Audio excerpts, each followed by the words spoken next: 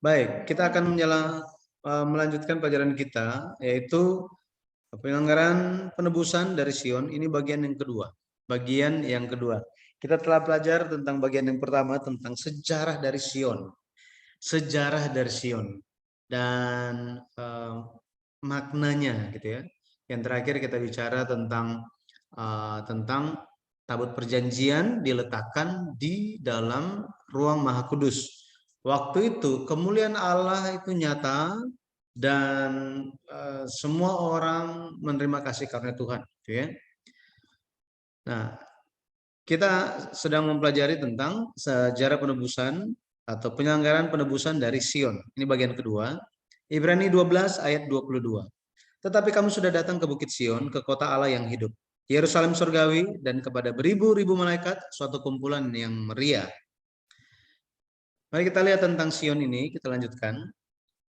Sion memang di dalam sejarah mengambil atau menampakkan peristiwa-peristiwa penting terjadi di Sion. Awalnya itu cuma di bagian depan, cuma di bagian kota Daud, gitu ya, Yerusalem. Tetapi pada akhirnya ini diperluas sampai ke Bukit Muria yang menjadi tempat bait suci dibangun di zaman Salomo. Sehingga Gunung Sion atau Yerusalem yang di depan, kemudian Gunung Moria yang di belakang ini menjadi satu kesatuan, satu wilayah dan disebut sebagai Sion atau Gunung Sion. Baik, dalam pertemuan yang kedua ini kita akan lihat bersama-sama. Yang pertama tentang Sion menunjuk kepada tempat Allah berdiam. Sion menunjuk kepada tempat Allah berdiam. Daud, dia menempatkan tabut perjanjian di kota Daud, ya, di Yerusalem itu dalam sebuah tenda. Itu di 2 Samuel 5 ayat 7 kita lihat, 2 Samuel 5 ayat 7. Daud pindahkan tabut dari rumah Abinadab di Kiryat Yearim, kemudian dipindahkan ke Yerusalem.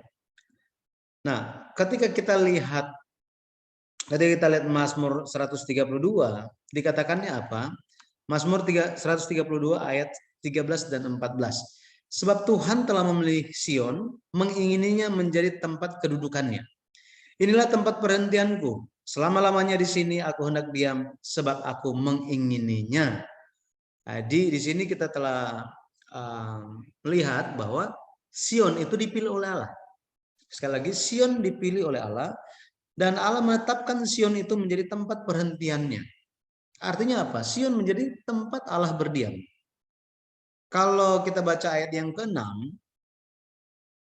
Mazmur 132 ayat yang ke-6, dikatakan tentang tabut perjanjian itu, dibilang begini, memang kita telah mendengar tentang itu, tentang itu.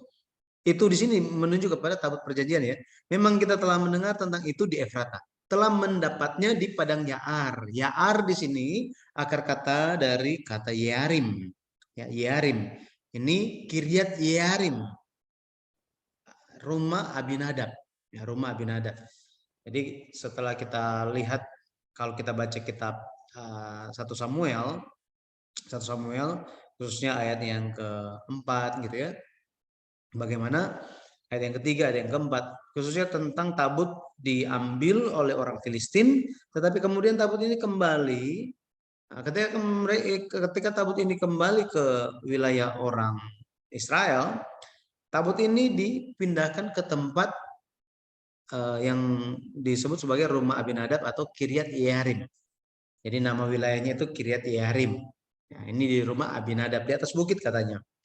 Jadi tentang Sion dikatakan itu adalah tempat Allah berdiam.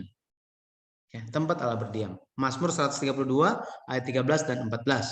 Kemudian yang berikutnya, Salomo mendirikan bait suci di Gunung Moria. Ya, ditempatkan di sana tabut perjanjian.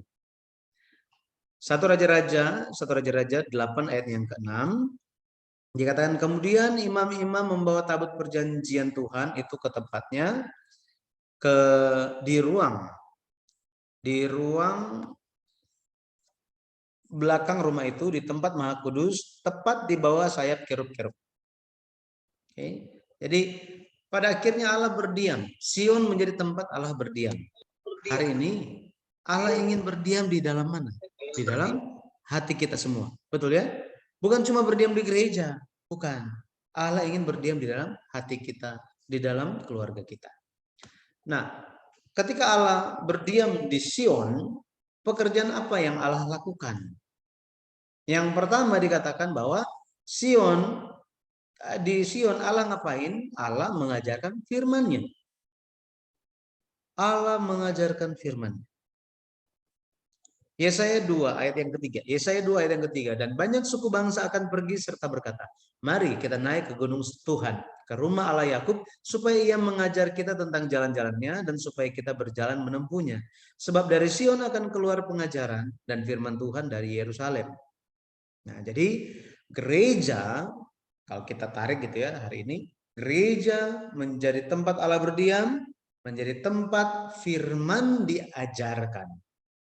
Makanya gereja harus menjadikan pengajaran akan firman Tuhan sebagai main course, gitu ya, sebagai makanan utama. Nah, ini sering dilupakan oleh gereja-gereja. Nah, ini harus kembali lagi. Makanya kalau kita ingat zaman reformasi agama dulu, di zamannya Martin Luther, salah satu semboyan dia adalah kembali ke Alkitab, sola scriptura, ya, kembali ke Alkitab, gitu ya. Yang terutama adalah Alkitab katanya. Oke, jadi apa yang Allah akan lakukan di Sion, Dia akan mengajarkan firman-Nya. Ketika kita semua menerima firman Tuhan, kita menerima Roh Tuhan, kita pun ada tugas. Kita harus mengajarkan orang-orang sekitar kita. Dimulai dari keluarga kita. Ketika mereka sulit untuk mendengarkan firman Tuhan, maka kita perlu berdoa mengenai hal itu dan mengusahakannya, meskipun cuma singkat waktunya. Ya, sangat-sangat perlu. Karena ketika anak itu bertumbuh dewasa, pada akhirnya mereka akan memiliki pikiran mereka sendiri. Mereka nggak akan punya pikiran mamanya, pikiran papanya, enggak. Pikiran orang tua, enggak. Mereka punya pikiran sendiri. Tetapi pikiran sendiri ini sangat baik jika Tuhan itu ada di dalam mereka. Makanya kita perlu mengajarkan firman kepada anak-anak kita. Oke. Jadi yang kedua, tempat apa yang akan Allah lakukan di Sion? Dikatakan Allah akan bekerja di sana. Allah akan bekerja di sana. Allah akan lakukan apa? Akan akan melakukan perbuatan-perbuatan ajaib. Yeremia 51 ayat 10. Dikatakan begini, Tuhan telah membuat segala kebenaran kita menjadi nyata. Marilah kita ceritakan di Sion perbuatan Tuhan Allah kita. Jadi Tuhan pada akhirnya dengan firman yang diberikan, Dia akan menjadikan kita orang benar.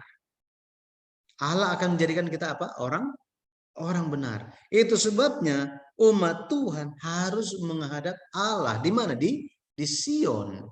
Jadi Sion menunjuk kepada tempat Allah bertemu dengan umatnya.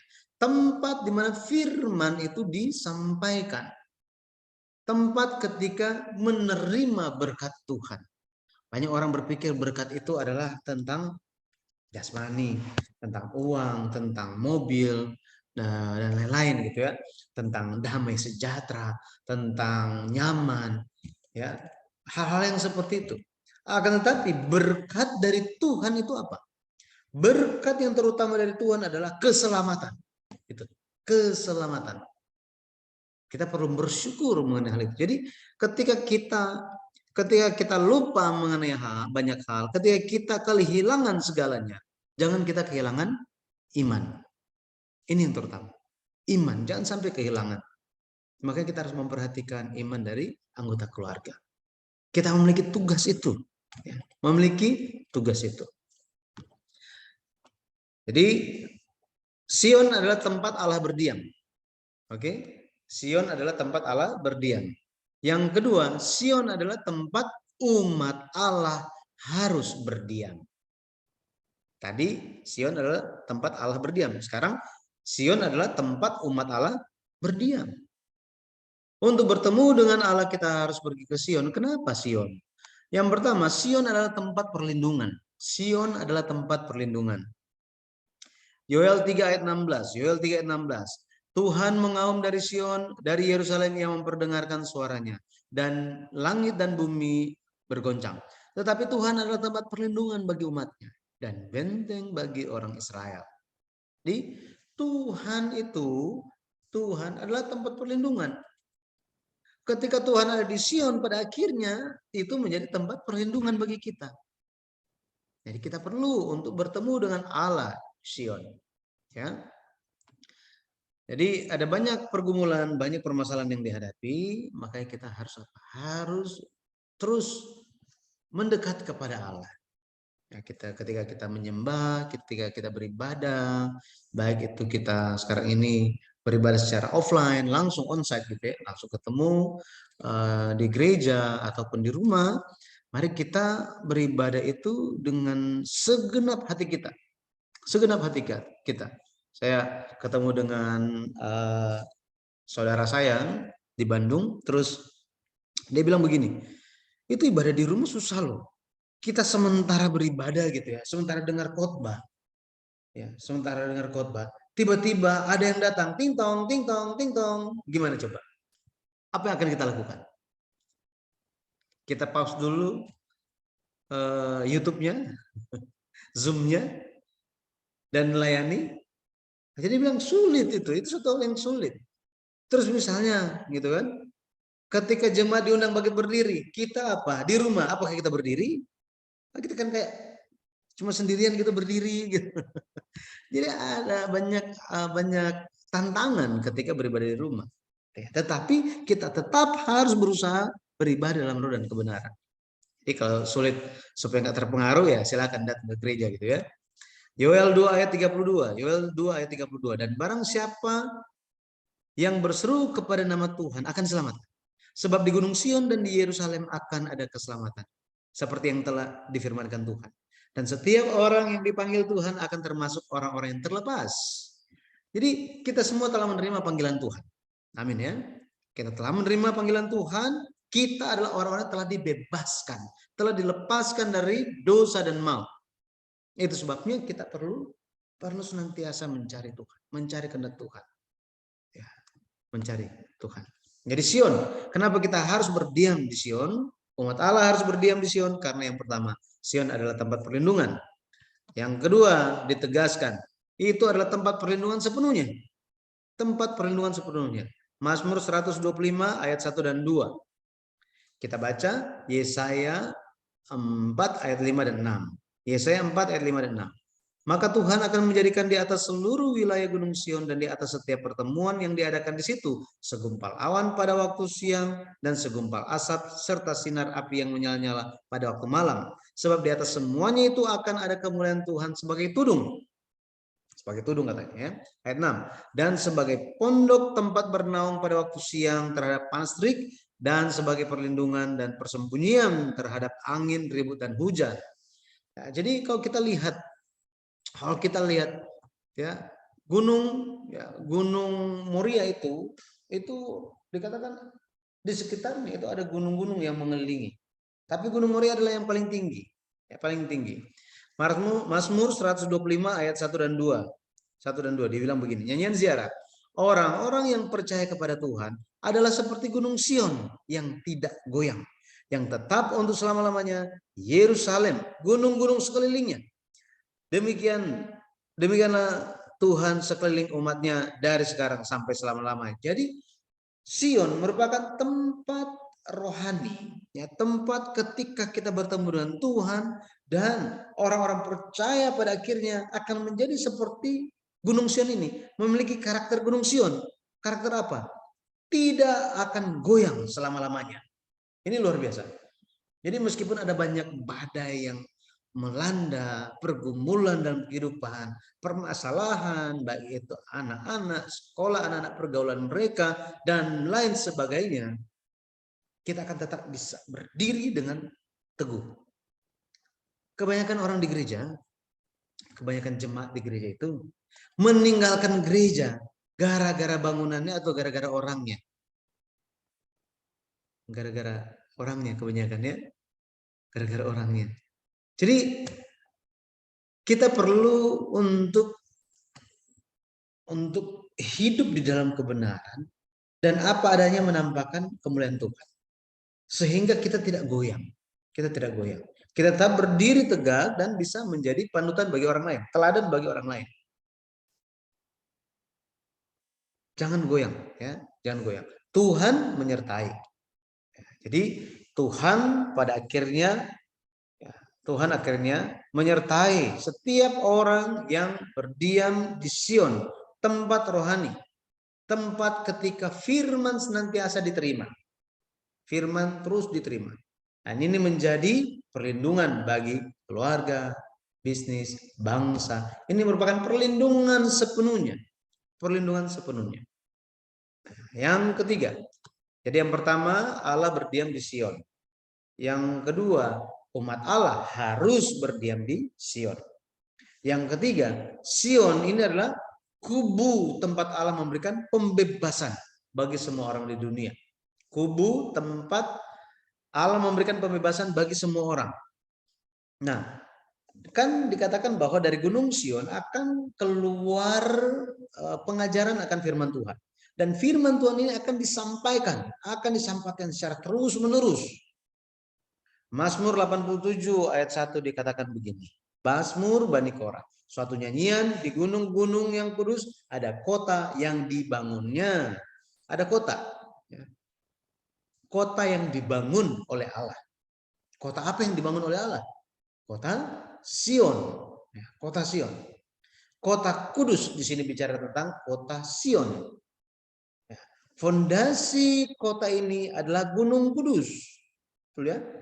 Dikatakan bahwa di gunung-gunung yang kudus ada kota yang dibangunnya. Ada Sion di situ. Ya, ada Sion. Jadi fondasi iman kita pun haruslah apa? Haruslah kekudusan. Ini sangat penting, kekudusan. Referensinya Yoel 3 ayat 17. Yoel 3 ayat 17. Nah, kalau kita lihat di Mazmur 87 ayat 1 dan seterusnya, ya, khususnya ayat yang keempat, coba kita lihat. Di sini ada. Oke, ini dia. Mazmur 87 ayat 4. Aku menyebut Rahab dan Babel di antara orang-orang yang mengenal aku, bahkan Filistea, Tirus dan Ethiopia ini dilahirkan di sana. Nah, ada 5 bangsa di sini. Yang pertama Rahab, Babel, Filistea, Tirus dan Ethiopia.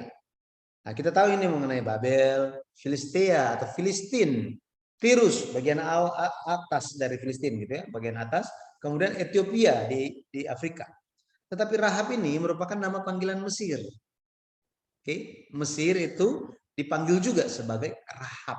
Jadi namanya, tempatnya sama, tetapi ada nama aslinya, tetapi ada nama panggilannya, ada nama juga yang sebagai julukan, ya, julukan dari bangsa lain kepada tempat itu. Oke, mengenai Rahab itu nanti bisa baca juga di Yesaya 30 ayat 7. Nah, dikatakan begini di ayat yang keempat. Mazmur 87 ayat yang keempat. Aku menyebut Rahab dan Babel di antara orang-orang yang mengenal aku, bahkan Filistea, Tirus dan Ethiopia, ini dilahirkan di sana. Di sana, di mana? Di Sion. Jadi Allah akan membebaskan semua bangsa secara sekaligus. Pikirnya seperti itu kan? Tapi ternyata enggak. Tidak secara sekaligus, ya. Tidak secara sekaligus, tetapi perlahan-lahan. Akan ada tahapannya. Gitu ya. Tidak secara sekaligus, oke? Karena orang pikir begini. Orang pikir ketika pekerjaan Tuhan itu terlaksana maka seperti apa ya? Langsung terjadi gitu. Langsung terjadi seperti itu. Tetapi tidak, gitu ya. Tidak secara sekaligus. Di Mazmur 87 ayat 6 dikatakan Tuhan menghitung pada waktu mencatat bangsa-bangsa. Ini dilahirkan di sana. Sama Roma 11 ayat 25, Roma 11 ayat 25 dikatakan ada jumlah yang Allah hitung. Ada jumlah yang telah ditetapkan. Nah, Sion menjadi fondasi untuk membebaskan bangsa-bangsa di dunia. Sekali lagi, Sion menjadi fondasi untuk membebaskan bangsa-bangsa di dunia. Sama seperti ini. Ketika Allah menjadikan kita, memanggil kita, kita ada iman kepada Yesus Kristus, pada akhirnya kita menjadi fondasi untuk pekerjaan Tuhan. Dari kita yang pertama-tama dibebaskan atau menerima pembebasan, penebusan atau keselamatan dari Tuhan, maka kita yang pertama, setelah itu apa? Anggota keluarga kita, kemana kita menyampaikan kabar baik Tuhan, Injil Tuhan, maka akan ada pergerakan untuk membebaskan mereka dari dosa dan maut. Seperti ini. Ya, makanya dikatakan tidak secara sekaligus. Lewat ibu-ibu dulu, setelah itu kepada anggota keluarga yang lain. Seperti itu, ya. Makanya ada berkat khusus bagi Sion. Ya. Ketika dia melahirkan bangsa-bangsa itu tidak akan berlambat-lambat. Dia akan apa? Akan melahirkan, ya. Akan melahirkan. Dikatakan begini, Yesaya 66 ayat 7 dan 8. Yesaya 66 ayat 7 dan 8. Sebelum menggeliat sakit ia sudah bersalin. Sebelum mengalami sakit beranak ia sudah melahirkan anak laki-laki. Siapakah yang telah mendengar hal yang seperti itu? Siapakah yang telah melihat hal yang demikian? Masakan suatu negeri diperanakan dalam satu hari, atau suatu bangsa dilahirkan dalam satu hari? Namun baru saja menggeliat sakit, Sion sudah melahirkan anak-anaknya. Ya, jadi pada akhirnya akan ada pekerjaan yang luar biasa. Ya, luar biasa. Akan datang suatu masa ketika bangsa-bangsa itu akan menjadi percaya. Dan ini tidak berlambat-lambat. Tidak berlambat-lambat. Ada perkataan Yesus Kristus dikatakan bahwa Injil kerajaan itu akan disebarkan sampai ke ujung bumi katanya, ke seluruh dunia. Nah, seluruh dunia ini sampai dunia yang mana? Sampai kepada suku, bangsa, bahasa, gitu ya, raja, bahasa, bangsa. Nah, bangsa di sini kan bisa diwakili oleh bahasa, betul ya? Satu bangsa, satu bahasa. Jadi makanya Tuhan melihatnya bagaimana? Apakah Injil itu harus sampai kepada mereka, misalnya gitu ya, orang Indonesia? Apakah semua orang Indonesia itu harus menjadi percaya Yesus baru selesai? Baru Tuhan datang? Ternyata tidak demikian. Ya, ternyata tidak demikian.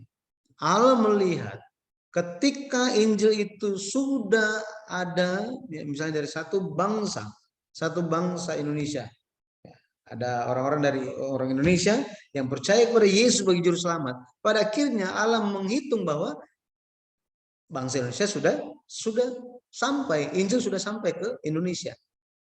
Masuk lagi ke dalam. Oh, dalam bahasa apa? Misalnya bahasa Jawa, terus bahasa orang Papua, bahasa Manado, bahasa Batak.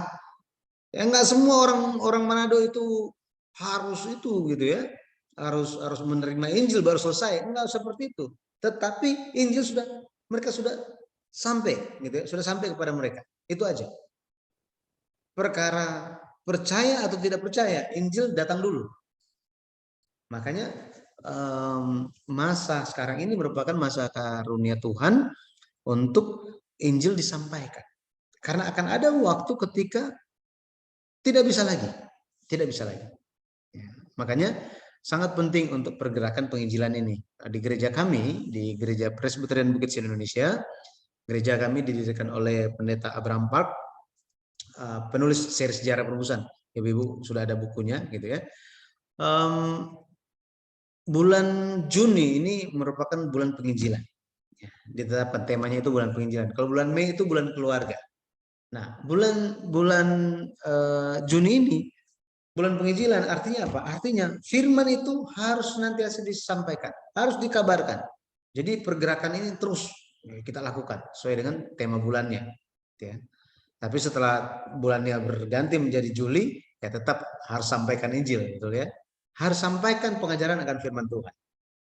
Karena apa? Karena ketika firman Tuhan disampaikan, maka ada pekerjaan. Ada pekerjaan besar dari Tuhan yang membawa kelepasan bagi banyak orang. Oke, yang keempat, Sion menunjuk kepada kota Allah di akhir zaman.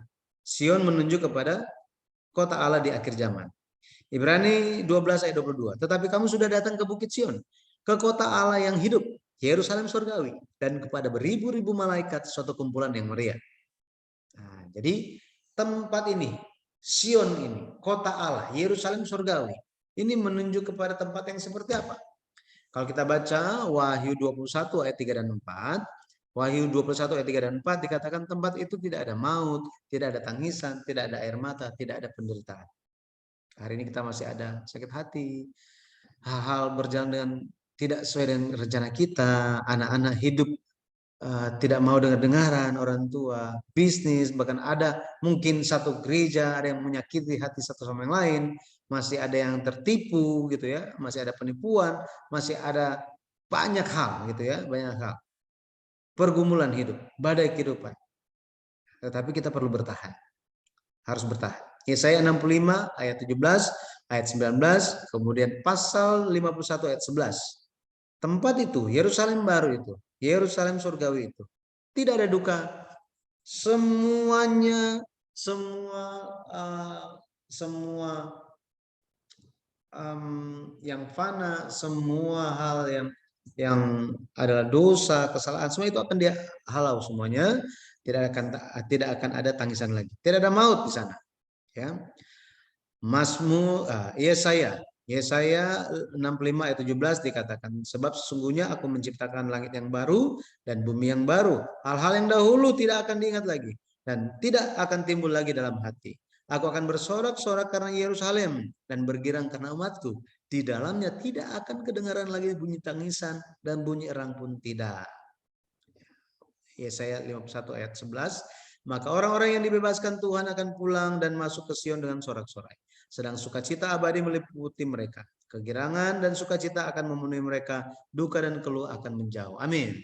Kita harus masuk ke tempat ini. Amin ya. Kita harus masuk. Jadi ada hal-hal yang kita hadapi hari ini. Mari kita bawa semuanya di hadapan Tuhan. Kemudian itu tempat tidak ada maut, tidak ada duka. Kemudian yang ketiga itu adalah tempat kedatangan kembali terjadi.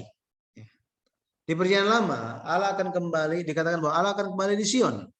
Allah akan kembali di Sion. Jadi dari sudut pandang sejarah penebusan kita perlu pahami bahwa Tuhan akan datang kembali lagi di Sion. Di Sion. Tetapi ini tidak lagi berbicara tentang Yerusalem yang sekarang. Tidak lagi bicara tentang Yerusalem yang sekarang. Gitu ya. Ini yang perlu kita pahami. Yesaya berbicara mengenai kedatangan Tuhan di Sion. Ya, ini ayat-ayatnya.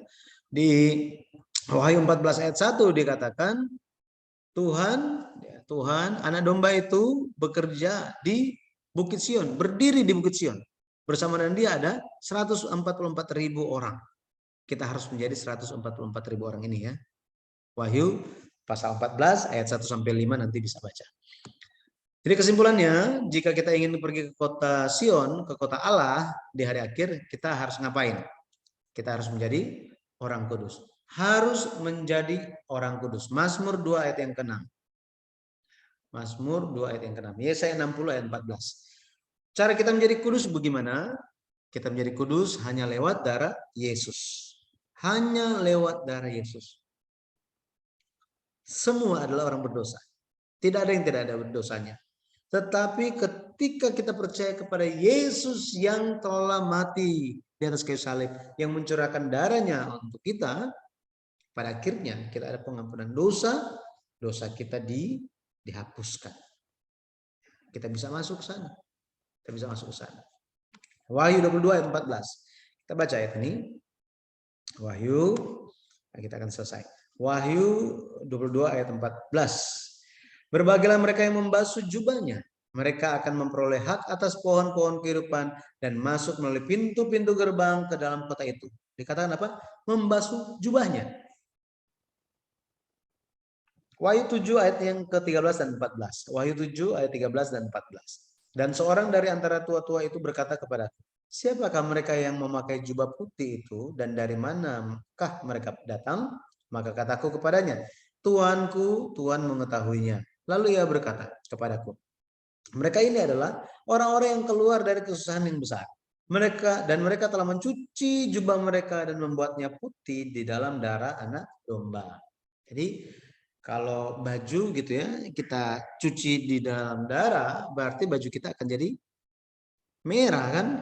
Tetapi ini luar biasanya akan menjadi putih katanya.